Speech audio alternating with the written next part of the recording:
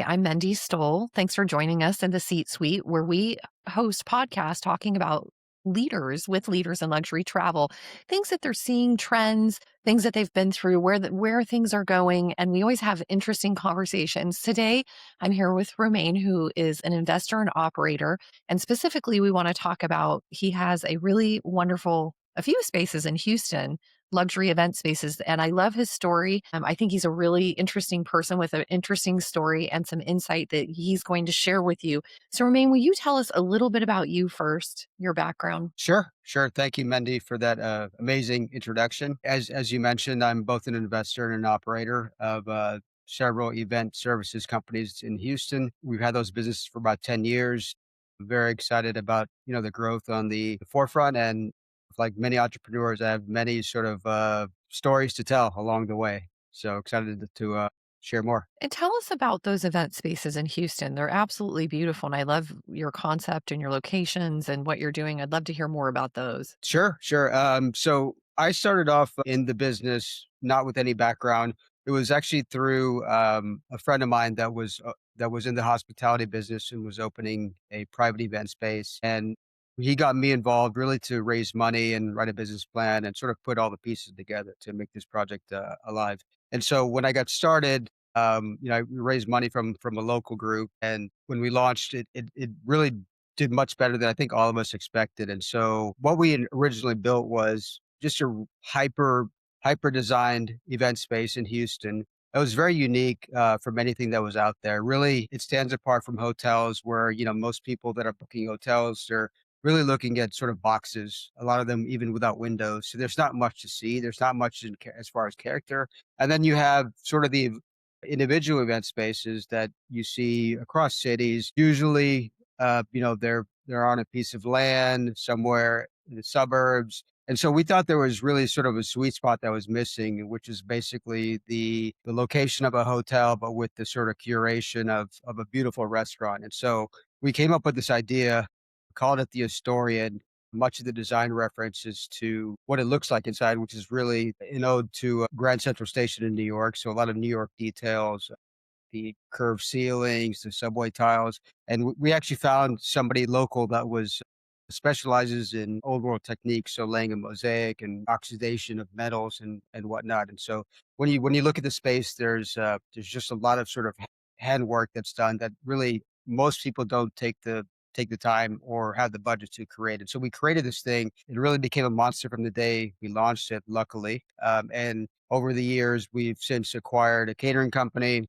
With the success of the first space, we had so many leads coming in that we thought, well, maybe we can do a second one. And so the second one is equally as grand. It's a little bit more different. But from there, we've also launched a restaurant that sits adjacent to that. We've recently launched another smaller venue for smaller activations like bridal showers, rehearsal dinners, which is where also the catering company sits. And so we have this portfolio of brands that we're trying to bring all together, sort of under an event services umbrella.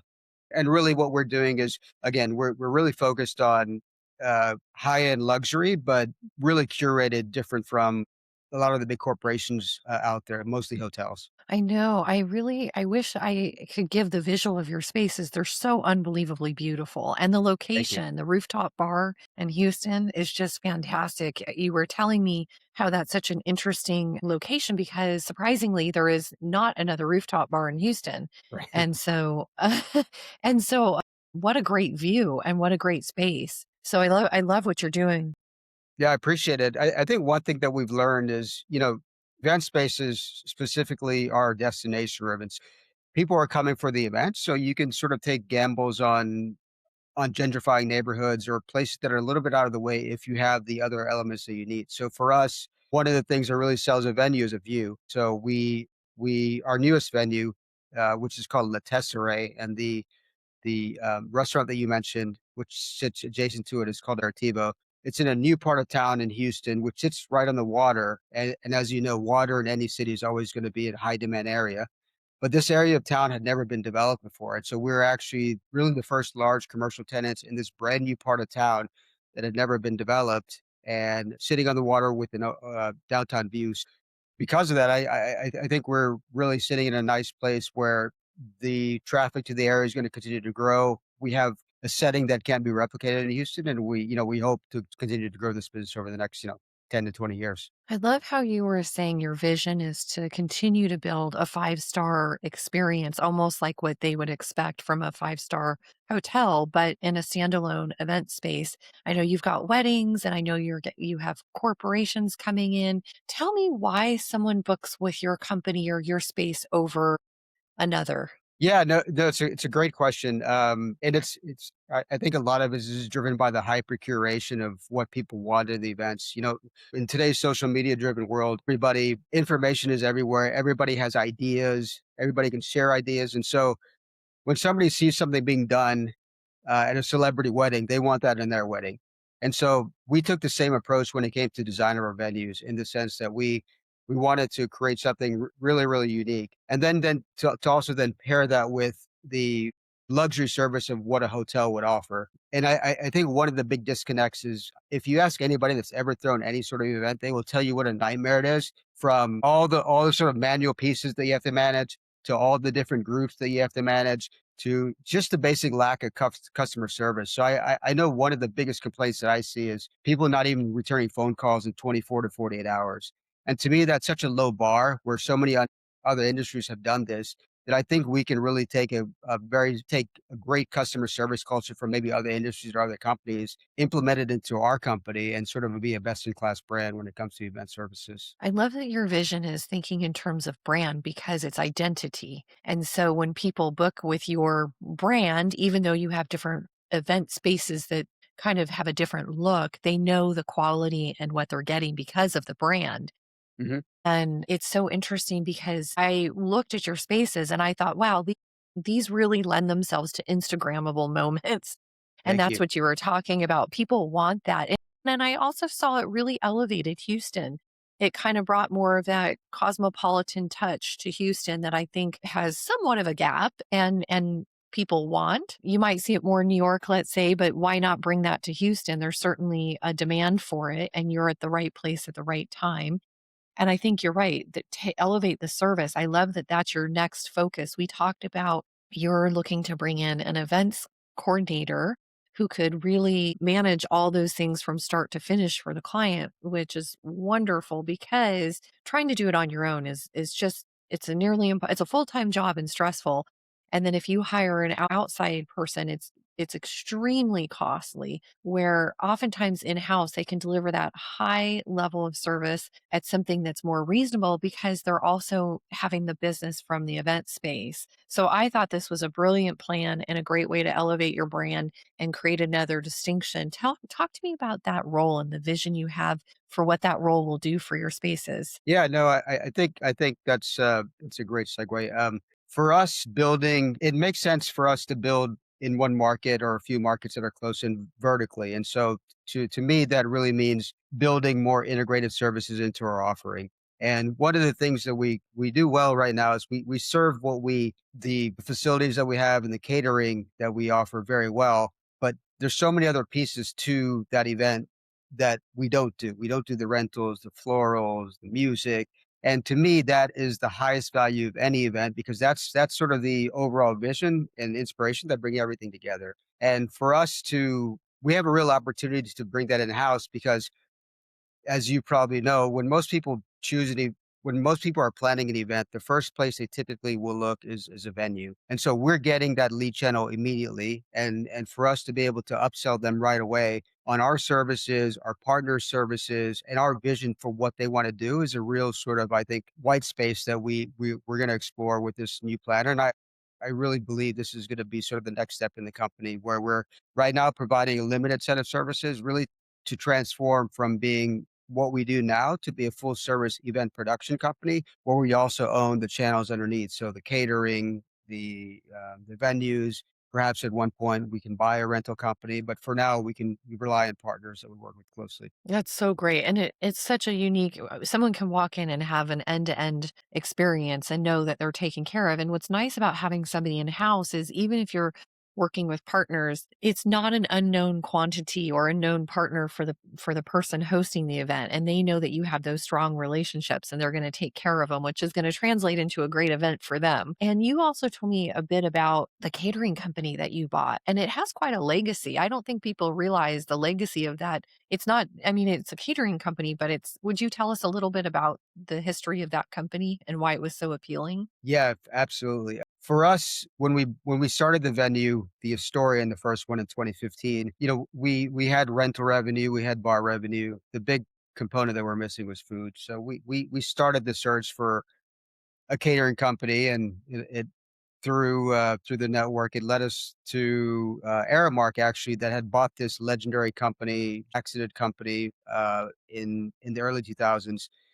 To get to your point, Accident Company is one of the nation's premier caterers. Like you said, I guess a lot of people don't know about it, obviously, because it's not in New York or LA, but it's got one of the most interesting histories that I've ever heard of. We've served every president since Jimmy Carter, all the way through the current president. We've served CEOs of most of the world's Fortune 100 companies. We've served the Queen of England. We've actually serviced the Olympics. And so when we approached Aramark about buying the company actually from them in 2017 after I opened the Historian, it was sort of long song and dance about what is the right price, what is the right structure, and it really just came down to being engaged with them for a few years, and finally we actually bought the company in the midst of COVID when there wasn't really a whole lot of business going on. And it was actually a very risky sort of acquisition. We, of course, got a good price for it, but it's just one of the risks you take as an entrepreneur. Cross your fingers that it works, and it has.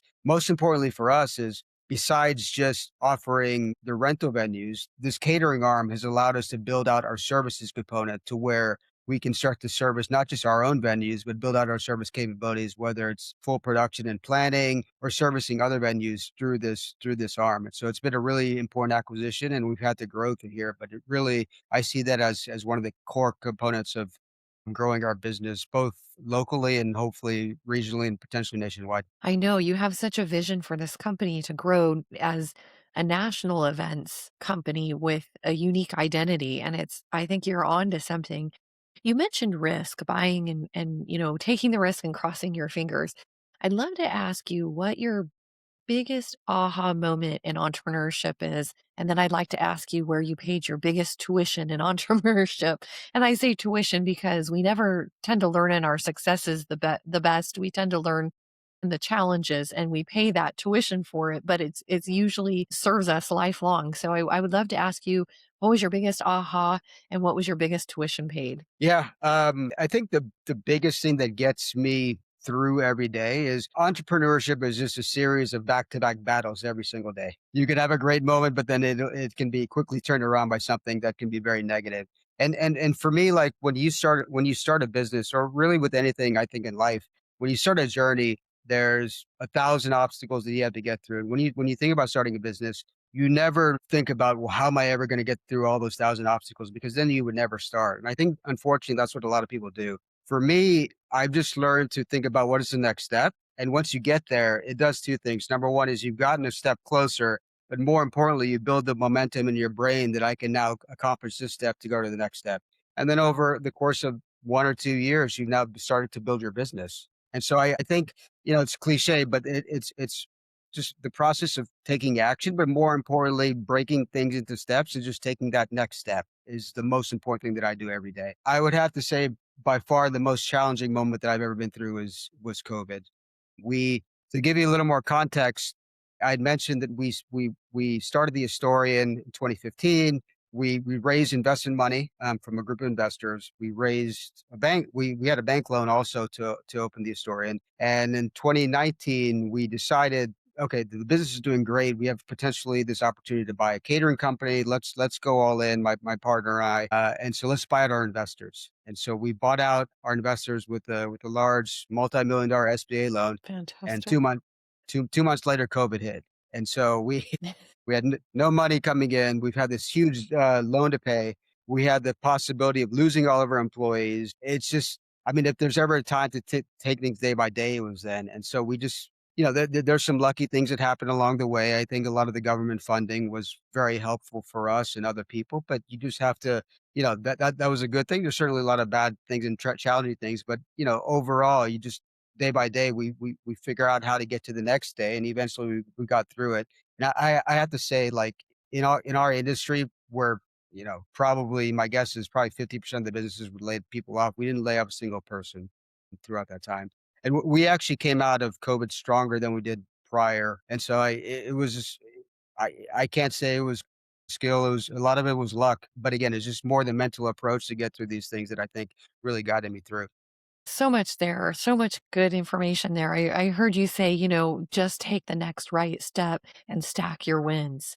Yeah, And I exactly. heard you and I Momentum. heard you say, yeah, momentum and stack those wins.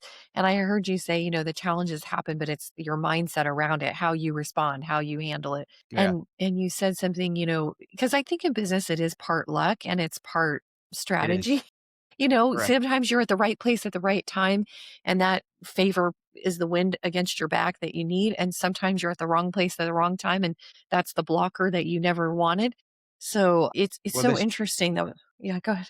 no, I think the adage of the harder you work, the luckier you get is 100% true. It's all related, right? So But you said something interesting. You said, "We came out of COVID stronger." And why do you think that is? well, I think as a team, like it's as owners, it really showed our commitment to the team. I know my partner and I had taken haircuts, you know, pretty heavily for that, and to show that we're one of them and willing to sacrifice even more, I think means a lot. And I think also, we learned to do things that we weren't doing before. We had to learn to budget every penny that came in. And so that sort of discipline, that sort of morale, and then obviously coming out of COVID, there was some luck on our side. There was a huge buildup for live events, right? Because people hadn't been out in years. And so we had our best year ever. And so, there's a combination of things that happened. But again, nothing is I look at everything as nothing is truly terrible, nothing is truly magnificent. Everything's usually somewhere, some spectrum of gray in the middle, right? So even getting through COVID, I knew there was going to be some luck that came out of it. There had to be, and that's just how life works. And so, with the combination of those things, we came out of it in a really strong position. And then our from there we continued to grow with our newest venue and restaurant, which I mentioned, looking Aperitivo, opening about a year and a half later. And how cool that you were in talks, with this catering company wanting to buy it, and then you bought it at a great price, not knowing, but ended up being really great in the long run, and you had the fortitude to get through the challenging moment. And what I heard you say is, we adapted. I think that's a big characteristic of a good entrepreneur. In a challenging time, they adapt. The adaptation was we learned to do things that we weren't doing before so that we could make it through, because every business has challenging moments. Every business has winning moments, and you never stay in one forever. And so it's how do you navigate those? How do you celebrate the wins? How do you navigate through the challenges and use them to your advantage? And you said, "Hey, the mindset was right and we learned out of it. We learned to budget better than ever."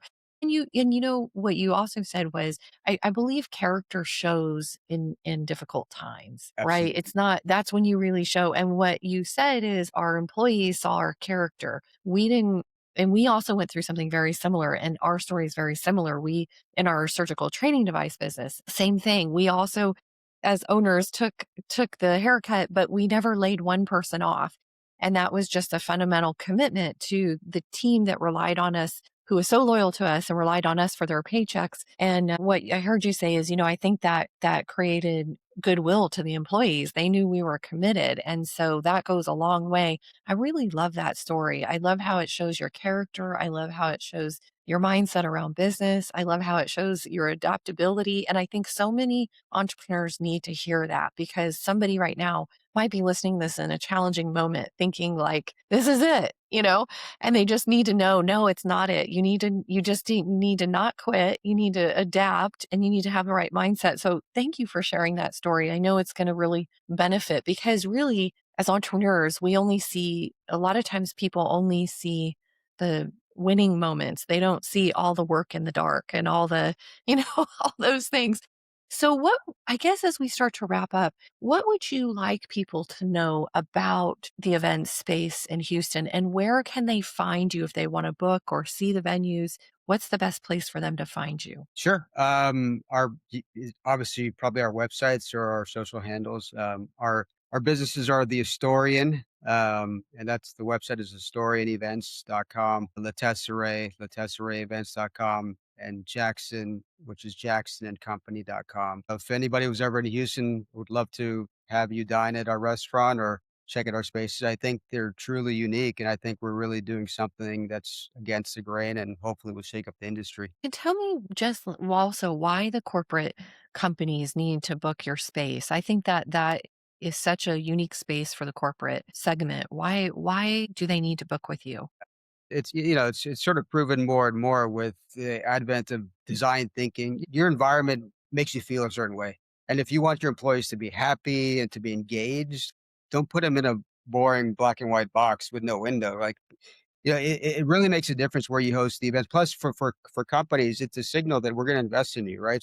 To me, I think more and more, the companies that do come to us, they come to us as repeat customers because the experience is so much better that they're gonna get anywhere else. And then when we start to add on more services, really, we're gonna be, unmatched. And so that's our goal is to really to stand out with a unique position in sort of a very crowded marketplace, and that's how we're doing it. I love that because you know what? We've all sat in meetings in a hotel room and we've all sat in them for 8 hours a day looking at four walls here, feeling drab. I think that's a very valid point that people don't think about. And if a company is going to book an event and all things being equal, why not do it at a space that people walk in? And we've all been at events where maybe we're in four walls and an event where a company really invested in it.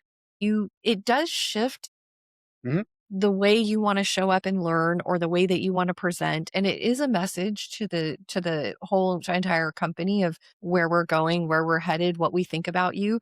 So I think that's great insight for corporations that may be thinking, "Oh, just go book XYZ hotel box ballroom and give us some chairs and tables." They can start to think out of the box a little bit literally and start to think about spaces that make a lot more sense.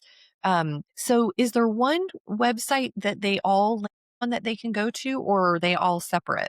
They're actually all separate. We are in the process of creating sort of a consolidated oversight or management company, very similar to hotels, where we sort of see a future where we have everything run through a corporate layer, then we have our individual businesses, and we could even have different segments of our businesses, whether they're luxury venues, mid-tier venues, or services. So we are in the process of that, but as of right now, unfortunately, everything is individual on the websites. Okay, so they can look for you. So thank you for joining and coming on and sharing your aha moments, a little bit about your beautiful spaces and why people need to book. I think you shared some great insight, and I appreciate you being on.